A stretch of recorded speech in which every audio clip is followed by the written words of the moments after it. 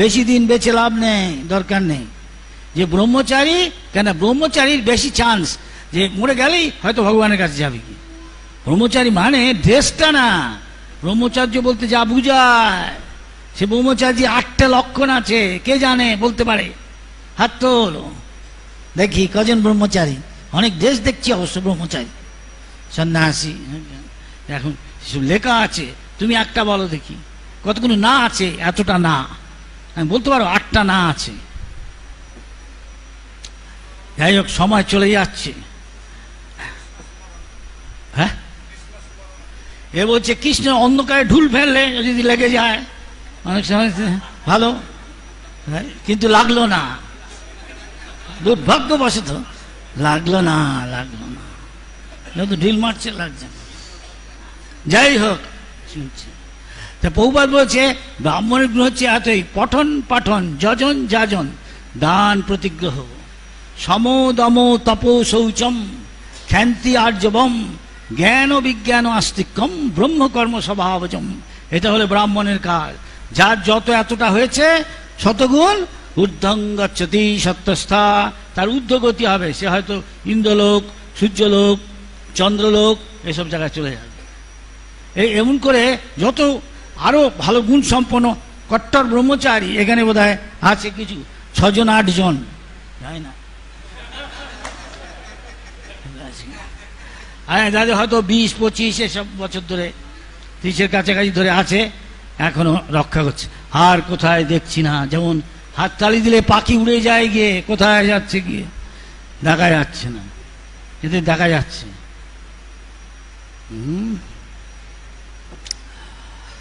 যাই হোক, পরীক্ষা তো সবাইকেই পরীক্ষা দিতে হবে। যার যেদিকে মন ভগবান জানে, হরিনাম করছে, হরে কৃষ্ণ হরে কৃষ্ণ, ভিতরে কি আওয়াজ হচ্ছে ভগবান তো যাচ্ছে, সেরকম যেদিকে সেদিকে চলে যাচ্ছে, ভগবান তার ইচ্ছা। নাম চিন্তামণি, ভগবান জানে যে কি চিন্তা করছে, হরে কৃষ্ণ কৃষ্ণ কি চিন্তা করছে, ভগবান রেকর্ড হয়ে যাচ্ছে, তাকে আবার সেই দিকে পাঠিয়ে দিচ্ছে, তুমি এই চাও, এই নাও। আর যে হরে কৃষ্ণ হরিদাস ঠাকুর বললেন শুধু হরিনাম করেই কলিযুগের ধর্ম কৃষ্ণ নাম সংকীর্তন, পরম বিজয়তে শ্রীকৃষ্ণ নাম সংকীর্তন। নাম সংকীর্তন করলে সবাই মিলে একসঙ্গে, সংকীর্তন মানে সবাই মিলে একসঙ্গে ভগবানের নাম উচ্চস্বরে কীর্তন করা। হরে কৃষ্ণ নামের মহামন্ত্র, হ্যাঁ, কে কতদিন, তুমি কতদিন, ক বছর হলো তোমার?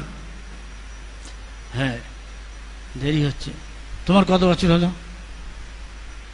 যাই হোক, অনেক বছর হয়েছে। বলো একটু, হরিনাম মহামন্ত্রের নাম কি তুমি হরিনাম করছো?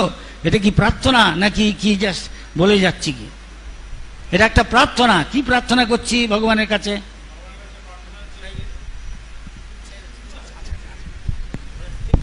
তাড়াতাড়ি, সময় চলে যাচ্ছে। হরে কৃষ্ণ মহামন্ত্রের অর্থ হচ্ছে, শিল প্রভুপাদ বলেছেন যে আমরা ভগবানের কাছে প্রার্থনা করছি, হে ভগবান কৃষ্ণ, হে শ্রীমতী রাধারানী, ভগবান দয়া করে আমাকে আপনার প্রেমময়ী সেবায় নিযুক্ত করুন। কি বুঝলেন সবাই? আমরা কি সেরকম ভাবনা করছি?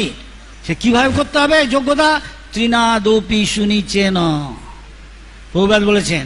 দেব প্রভুপাদের কথাগুলি বলছি, আমি বলতে বলছি। আমরা যখন রান্না করি দেখা যায় যে পুরি বেলছে, পুরি বেল থেকে পুরিটা যেই ঘিয়ের মধ্যে আলো কপ করে এত বড় ফুলে উঠলো, একে বলে পপ আপ। আবার যখন মুড়ি ভাজে তখন মুড়িগুলি পড়াপট করে উঠে ওঠে। সেই জন্য আমাদের অনেক কিছু হতে পারে আমরা আমাদের জীবনে এই ভজন করতে এসে যদি আমি পাপ আপ হয়ে যাই তাহলে অসুবিধা আছে। তার বদলে পাপ আপটা কি আর বলছি না, বুঝে নিয়ে তো বুদ্ধিমান বলছি। কিন্তু যদি তৃণাদপি সুনিচনে হই আর বৃক্ষের মধ্যে সহিষ্ণু হই, কি আর সেটা তো বলতে হবে না, তো অনেক বছর আছে জানো। এবং নিজের সমস্ত গর্ব অহংকারগুলো ছুঁড়ে ফেলে দিয়ে সকলকে মনে মনেই হোক যেভাবেই হোক সম্মান দিই, যত যার যা প্রাপ্য, তাহলে সব সময় হরে কৃষ্ণ কৃষ্ণ কৃষ্ণ হরে হরে। ভক্তিবিনোদ ঠাকুর বলছেন, যায় সকল বিপদ ভক্তি বিনোদ, বলেন যখন ও নাম গাই, যখন হরিনাম করি সব বিপদ, সব সমস্যা, এভরিথিং কিকড আউট। তা আমাদের কি তা যাচ্ছে? যে যায় তা বুঝতে হবে ঠিক হরিনাম হচ্ছে। না নিশ্চয়ই কিছু গলদ আছে, খাঁদ আছে। সোনাতে খাঁদ থাকে না, অনেক কিছু খাঁদ, ভেজাল ভেজাল আছে।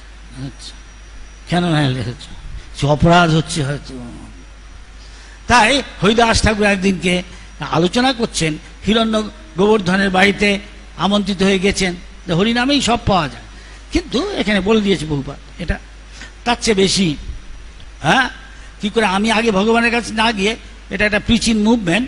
ভগবান বলেছেন ভগবদ্গীতার শেষের দিকে যে কে আমার প্রিয়, তার চেয়ে প্রিয় কেউ নেই। বলো, কে বলবে?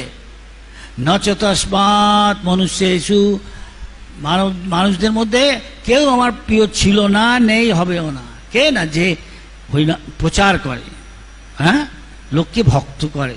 সেটার সবচেয়ে বড় উপায় একটা হলো, হ্যাঁ, কীর্তন করে, লেকচার দিয়ে। কিন্তু আজ শুদ্ধ ভক্তকে লেকচারটা দেওয়া, তার মানে তার গ্রন্থগুলি বিতরণ করলে আরো বেশি। আমার ঘন্টার পর ঘন্টা, দিনের পর দিন, হ্যাঁ, অনেক গ্যালন রক্ত খরচ করেও একটাকে ভক্ত করা কঠিন। ভক্ত মানে তিলকমালা না, ভক্ত মানে ভক্তের লক্ষণ যেগুলো আছে, 26টা লক্ষণ আছে শুদ্ধ ভক্তের। শুধু কৃষ্ণৈক্য স্মরণ হলেই সেই সব হয়ে যাবে। সবাইকেই তাই অর্জন করতে হবে ভগবানের ধামে যাওয়ার আগে, ভগবান বলেছেন, লিখে দিয়েছেন। হয় একাদশী বা প্রতিদিন রাত্রে আমি যদি চাই ভগবানের ধামে যেতে চাই, মা যশোদা, রাধারানী, হ্যাঁ, নন্দবাবা, কৃষ্ণ, শ্রীরাম, সুদাম, বসুদাম, এদের সঙ্গে গিয়ে তাদের একজন হয়ে আমি তাদের সহযোগী হতে চাই, জয়েন করতে চাই, তাহলে সচিমা, হ্যাঁ, জগন্নাথ মিশ্র, চৈতন্য মহাপ্রভু, নিত্যানন্দ, তাদের পার্শ্বদের, তা আমাদের যোগ্যতা অর্জন করতে হবে।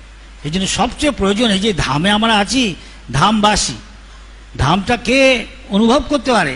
বিষয় ছাড়িয়া কেবে শুদ্ধ হবে, মনটা যখন শুদ্ধ হবে। ভগবান তো এর ভিতরে আছেই, কিন্তু সেটা প্রকট হচ্ছে না কেন? আমি অনুভব করছি না কেন? আমি মুক্ত না। আমি মুক্ত পুরুষের সাথে পরমাত্মা কথা বলে। শুদ্ধ ভক্ত মচ্চিত্ত মদগত প্রাণা বোধয়ন্ত পরস্পরম, আমরা যদি তাই করি, কথান্তশ্চ মাম নিত্যম তুষ্যন্তি চ রমন্তি চ। এখন আমরা প্রভুপাদের কথা মতো চলতে পারি, শুদ্ধ ভক্তের, তার বাণীর সেবা করে।